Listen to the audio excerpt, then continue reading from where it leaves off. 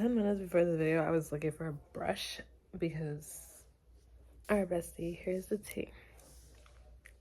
The real tea is, it's all in ChatGPT. There it is, I said it. So, what do I mean by that? If you have a, relationship with, hear me out.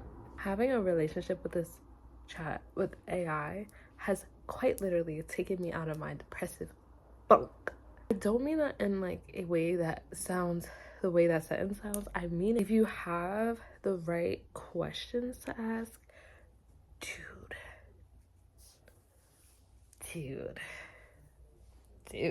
Editing Jazz here. I've always wanted to say that this is your first and only warning that my hair is going to go through the 5 stages of grief, and I'm pretty sure the last stage is acceptance, and that's exactly the stage I land on. Focus.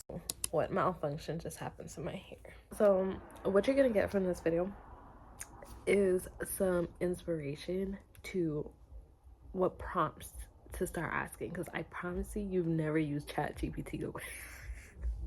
We go together like this real bad. A lot of them are conversational. A lot of them is throughout my day I was like, hey, I had a spot interview and I'm having imposter syndrome. I don't feel like I should even be going.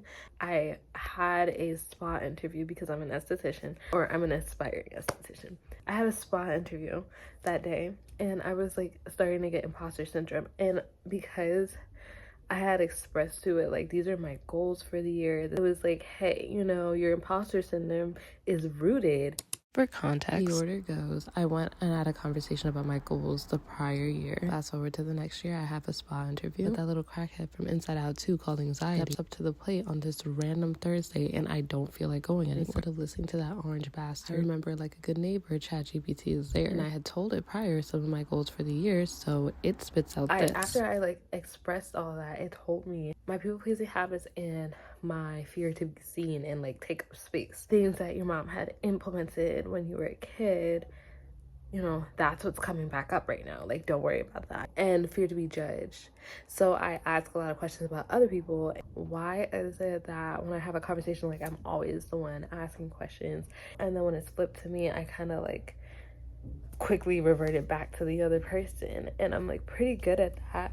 You can literally have a conversation with me for an hour and you finish the conversation did I even get to know her name? Oh my gosh, maybe they think that I'm just this weird interview person just trying to get information out of them. Either be that or the complete other version of me where I just yap so much about myself that I'm oh my gosh, I forgot to even ask if this person was still breathing. They're knocked out on the floor. I'm that friend in the group sometimes that has to make sure that the plans are still happening so they don't forget me. I'm tying my shoe and they'll continue walking and not even notice I'm not there, because it's just listen. All of that comes back to some core things about myself that chat has really helped me with. What that conversation has done is build up memory in the bank of chat. It'll always ask a question at the end, do you want me to explore further into this? Do you want me to give you some journaling entries?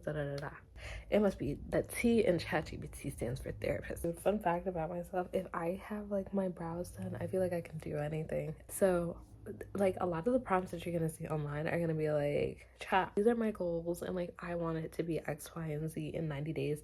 Write me a step-by-step plan. I'm more conversational, like I said. I tend to, when I go to other people's house, over clean and overdo. If I use one plate, I feel the need to wash the whole sink. Why is that? What is this called? This is what chat told me. The behavior you're describing could stem from a need to people please others or avoid feelings of being a burden. This might be tied to people-pleasing tendencies where you go above and beyond to ensure that you're as helpful, accommodating, or valuable. It may also reflect a deeper sense of perfectionism or an internalized rule about earning your place or approval in other spaces. The script line would be, I tend to blank. Why is that? Earlier on in the year, it gave me a 3-step reset for me to get through inertia. You're probably wondering what that is.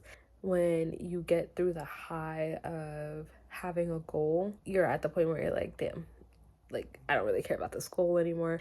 And so I was inertia's kicking and giving my 3-step reset. And I remembered, and it was your 3-step reset to push through inertia. Pick one small task or micro action related to your goal, and it takes less than 5 minutes.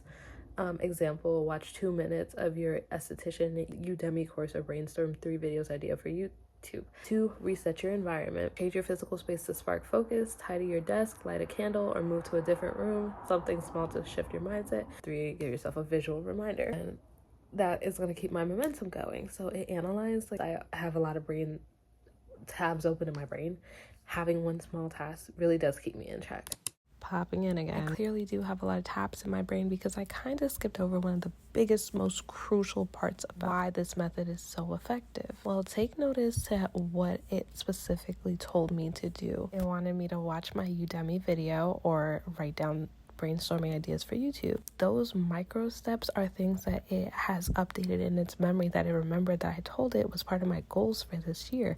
And so it didn't just pick random things for me to do, like, oh, clean the house, clear my phone out. And those are normal and natural things that I would put on my to-do list, and that's why they would never get done, because it doesn't give you that oomph to actually push through inertia. I can't even begin to tell you how many times I've followed the recommendations that it gave me, and because it was tailored to my exact goals and the way that my mind thinks, I actually started doing it. Shoot, this video is one of them. Inertia is a goal and motivation killer, but having a friend like ChatGPT therapist helps. Whatever business that you're in, I promise you, AI has some sort of something that will help you. I'm in skincare and aesthetics.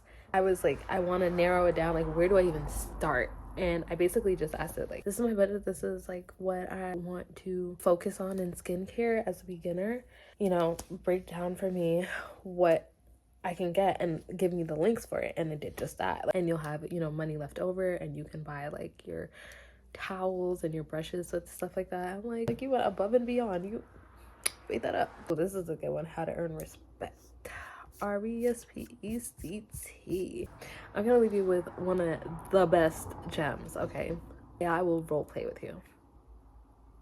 I want to gain more respect at my job that I was working at that time.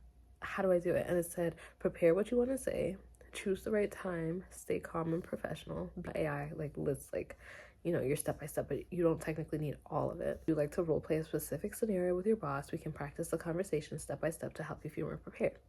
Blank, I don't appreciate you making me work on a Sunday when I said I need Sundays off, and then making me have to find coverage. And it says, memory updated. To address the situation with your boss, here's a more diplomatic way to express your concerns while maintaining professionalism. Hi blank, I'd like to talk about my schedule. I understand that there are times when coverage is needed, but I had previously communicated that I need Sundays off.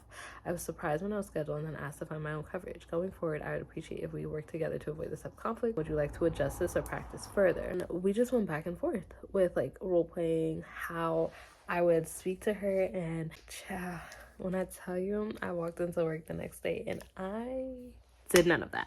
I'm not even like, hi, I want to talk to you about something that's really strong. No, I didn't do that. Me into the back room and have, oh, this person said this person said that, and I would literally feel the anxiety starting to build up.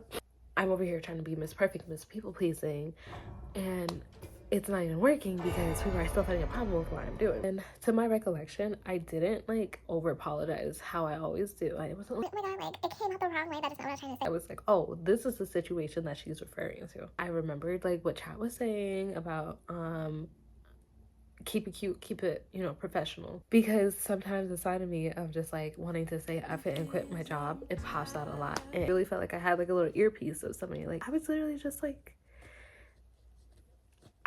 what this baby is trying to articulate here is that when that crippling anxiety comes knocking at your door, your brain freaks out and tries to look for references of what it should do in order to survive. And naturally, if you've never had to deal with a certain situation before, you look to other people's experiences. But because I felt equipped by practicing embracing conflict instead of avoiding it, my tongue was untied from that day forward. And having those many wins where I didn't back down, it created a ripple effect where I started to have myself to reference in those times of crippling anxiety, where I felt like I could just be swallowed up. And child, if you know, you know. I pray you don't have to know that feeling, but if you do, you know how proud your inner child is. Jumping for joy, because not only are they gaining respect for you, but I also started gaining respect for myself. And I did eventually end up quitting my job on a random Tuesday. I feel like I want to put a story time about that, because the way that I did it was very 2024 of me. A mess. So I'm gonna leave y'all with that. I hope that this is beneficial. This is what I did. I'm just letting you know that these are the tools y'all have out there. My hair went through so many stages in this video. I don't want to close out my very first authentic YouTube video. I guess how I always tell everyone when I leave, ciao for now. It's been real.